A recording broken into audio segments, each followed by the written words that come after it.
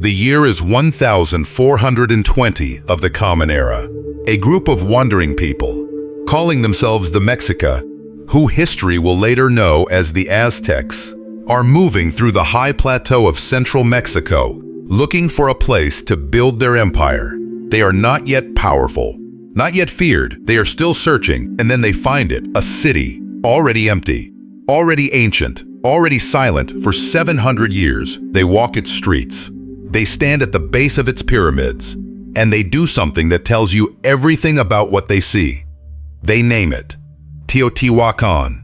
In their language, Nahuatl, it means the place where the gods were created, or the place where men become gods. The translations vary, but the weight of the name does not.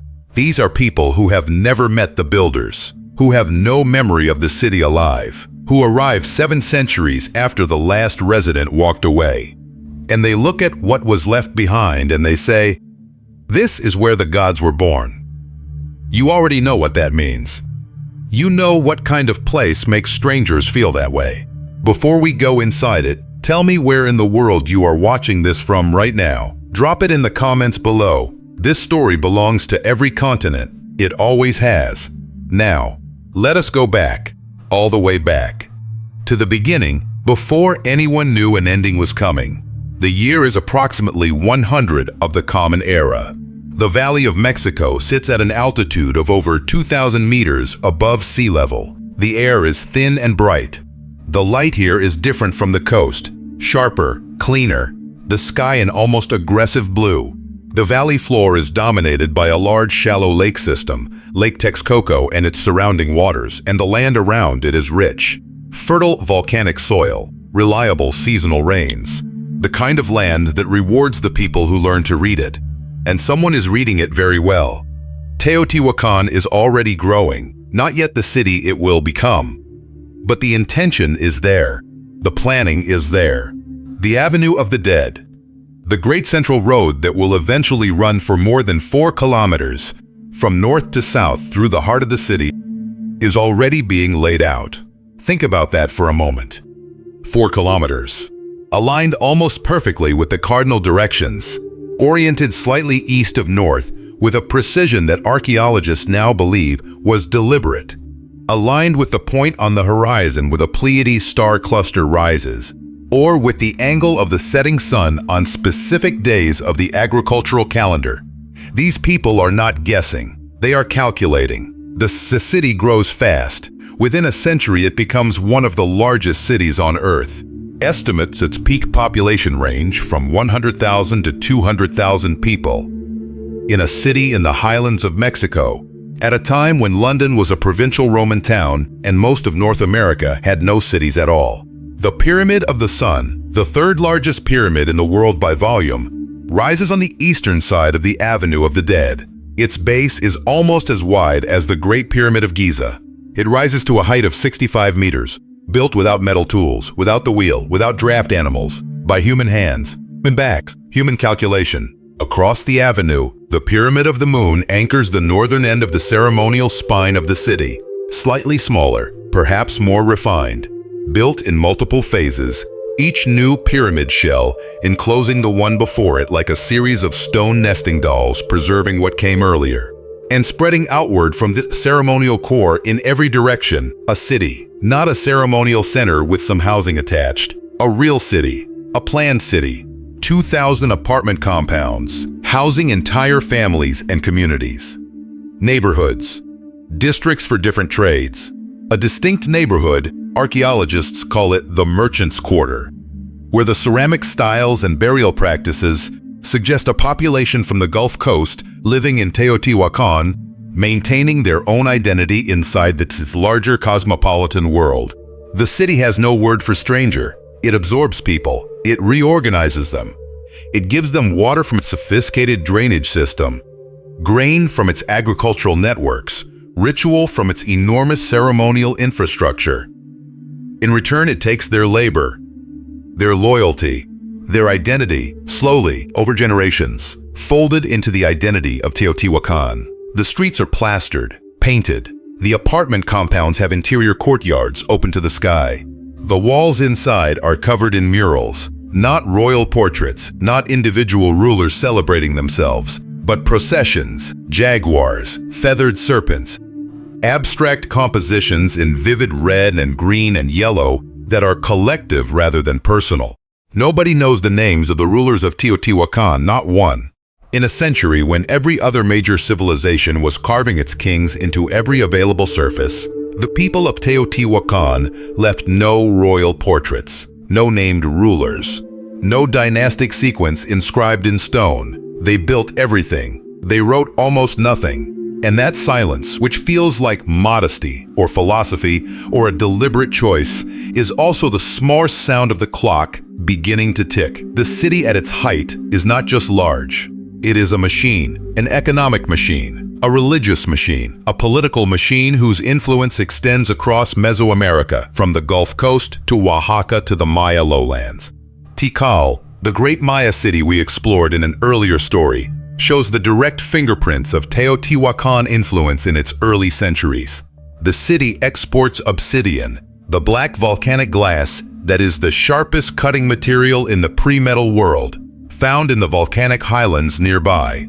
Every knife, every blade, every point used from Guatemala to the Gulf passes through networks that Teotihuacan controls or influences. This is power, not the power of armies moving across landscapes, though Teotihuacan almost certainly had those too.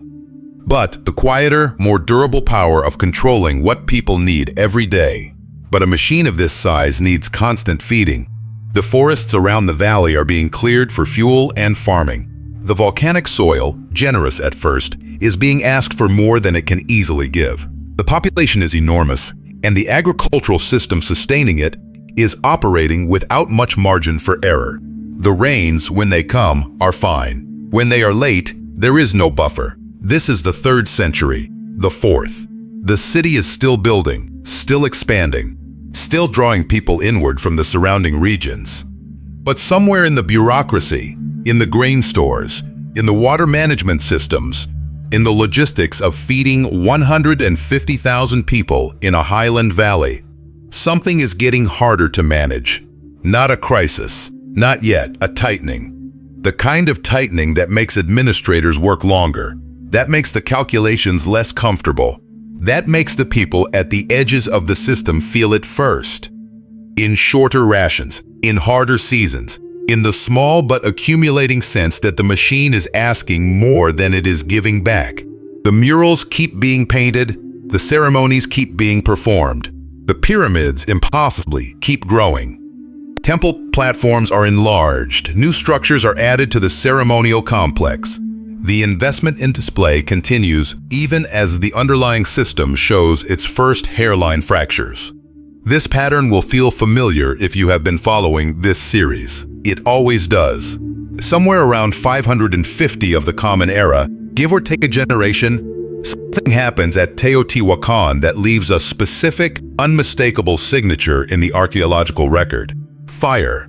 Not a fire that spreads from a cooking accident. Not a fire that takes one building and burns itself out. A fire that moves deliberately along the Avenue of the Dead, the temples, the palaces, the administrative buildings that line the ceremonial spine of the city, the structures that represent the authority and the identity of whoever controls this place. Burned, selectively. The apartment compounds, the housing of the ordinary population, show relatively little fire damage. The elite structures, the ceremonial buildings, the seats of power, destroyed. This is not an external attack. External armies burn cities indiscriminately. They take what they can carry and destroy what they cannot. This burning is surgical. This burning knows what it is targeting. This is internal. This is the population, or a significant part of it, turning on the system that organized them. After 300 or 400 years of one of history's most successful urban experiments, something broke the agreement between the people of Teotihuacan and the power that administered them. We do not know what. We do not know if it was a single event, a famine, a failed harvest, a decision by the elite that went too far, or a slow accumulation of grievances that reached a breaking point in one specific season. We do not have their words, we have the ash, and after the ash, the leaving begins. It does not happen overnight. Cities do not empty overnight. People have lives rooted in places, family networks, trade relationships, the simple inertia of knowing where your water comes from and where your children play. But it happens. Over the following century, perhaps less, the population of Teotihuacan contracts. The outer neighborhoods empty first. The merchant's quarter goes quiet.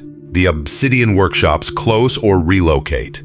The trade networks that ran through the city find other routes, other nodes.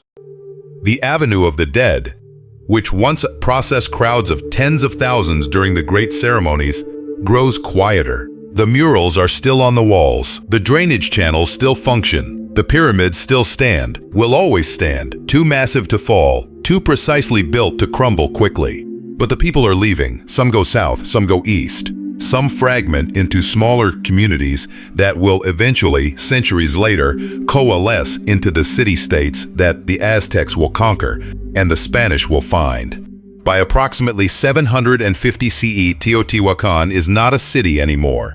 It is a monument. A monument with no one left to explain it. The knowledge of who built it, what language they spoke, what they called themselves, what specific beliefs animated those extraordinary murals, goes with the people who leave, scattered, diluted, lost in the movement of populations across centuries. And the city sits in the thin, bright air of the Mexican highlands, waiting. 700 years pass. The Aztecs find it. They walk the Avenue of the Dead. They stand beneath the Pyramid of the Sun. They look at the scale of what is in front of them, the planning, the precision, the sheer accumulated weight of human intention. And they have no explanation for it that fits inside the human. So they reach for the divine. This place is where the gods were created. This place is where the current age of the world began. They incorporate Teotihuacan into their own cosmology. They make pilgrimages here. They bury offerings at the base of the pyramids. Offerings that archaeologists still find today, placed there 1,000 years after the city was abandoned, by people who felt the presence of something vast and could not name it except as sacred. They build nothing here. They add nothing permanent. They come. They leave offerings. They leave, as if they understand instinctively that this place does not belong to them, that they are visitors to something that preceded them by an interval too large to fully hold.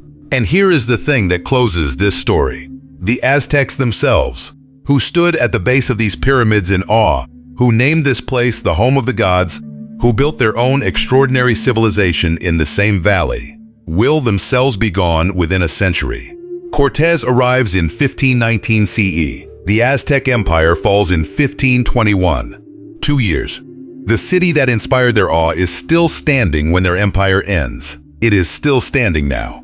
The Avenue of the Dead is still 4 kilometers long, still oriented to the same point on the horizon. The Pyramid of the Sun still rises 65 meters above the valley floor. The murals in the apartment compounds, the ones that survived the fire, the centuries, the slow dissolution of everything that once gave them context, are still on the walls. Jaguars, feathers, water, net patterns, the recurring imagery of a belief system whose specific theology we will probably never fully recover. Still there, still vivid. The people who built this place did not leave their names. They left the pyramids. They left the avenue. They left the planning, the extraordinary, almost arrogant confidence of a city laid out in the 1st century as though it already knew exactly how large it intended to become. And they left this. The fact that 700 years after they were gone, strangers walked into their empty streets and felt the presence of something so large that the only word they had for it was God. What does that tell you about what was built here? What does it tell you about what gets remembered and what gets lost and what somehow endures beyond both? Leave it in the comments. I genuinely want to know what you think. And if this way of sitting with the ancient world, close, honest, unhurried, is something you want to keep doing, then stay. Subscribe. There are more cities, more avenues, more mornings that history swallowed whole. We are still finding them.